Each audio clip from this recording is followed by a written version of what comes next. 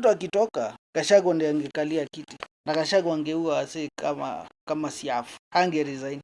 Hangekalia kiti halafu resign. Kwa hivyo hiyo gambo hawangechukua. Lazima wangedeal na Gachagua. Kunaka kitu mzuri kama opportunity. Opportunity inakujaga ati tukitoa Gachagua, hiyo mlango imefunguka. Hiyo mlango ikifunguka ni opportunity ya mtu mwingine aingia hapa. Kwa hivyo kutoa Gachagua ilikuwa na support pande ya serikali na pande ya opposition. Watu wengine wenye walikuwa bado wana support Ruto walikuwa wanaona opportunity wanaweza kuwa deputy Gachagua wakitoka. Hiyo ndio ilikuwa the first mistake yenye the opposition ilifanya.